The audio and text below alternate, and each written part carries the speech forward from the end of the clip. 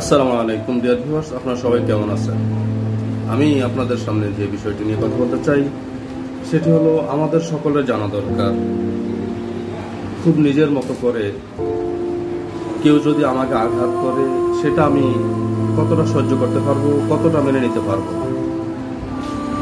ঠিক তেমনি আমি যদি কাউকে আঘাত করি সেটা তিনি কতটা মেনে নিতে পারবেন, কতটা সহ্য করে নিতে পারবেন।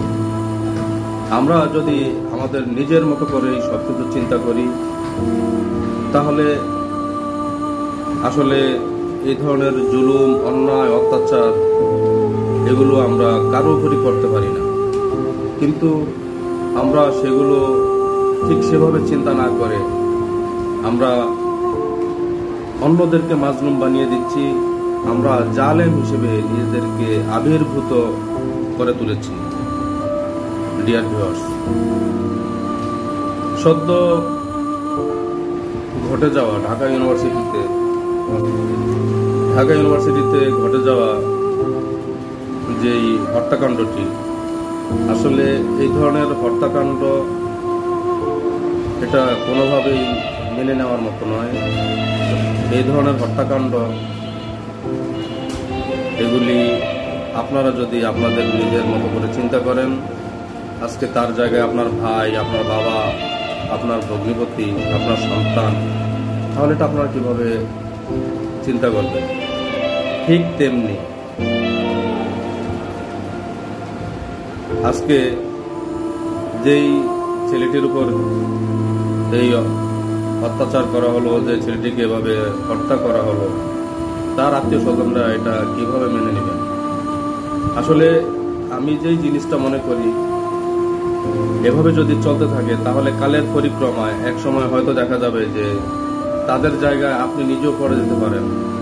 কারণ যখন কোনো মানুষ এভাবে অন্যায় করতে করতে করতে করতে এটা তাদের একটি অভ্যাস হয়ে যায়, আর সেই অভ্যাসের বলি এক সময় আপনিও হয়ে যাবেন। সুতরাং এই ধরনের অন্যায়, এই ধরনের অবিচার, এই ধরনের হত্যাকাণ্ড, বিচার বহির্ভূত হত্যাকাণ্ড, এগুলো যদি এদের বিরুদ্ধে যদি এখনই রুখে দাঁড়ানো না যায় তাহলে আগামীর বাংলাদেশ হয়তো আপনি ক্ষতিগ্রস্ত হবেন, না হলে আপনার সন্তান, না হলে আপনার আপনজন।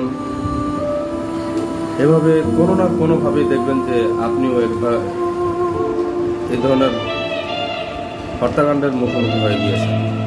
সুতরাং আমাদের সকলকেই সকলের জায়গা থেকে এই ধরনের হত্যাকাণ্ডে যারা উস্কানি দেয়, যারা শেল্টার দেয় এবং যারা এই ধরনের হত্যাকাণ্ডগুলো ঘটিয়ে থাকে, এদের বিরুদ্ধে রুখে দাঁড়ানো উচিত। তাহলেই এই দেশ এবং এই সমাজ হবে আমাদের সকলের জন্য নিরাপদ আবাসস্থল। আর এই দেশ এবং সমাজকে যদি আমরা নিরাপদ আবাসস্থল হিসেবে তৈরি করে নিতে না পারি তাহলে সেটার খেসারত আমাদেরকে ধুকে ধুকে দিতে হবে।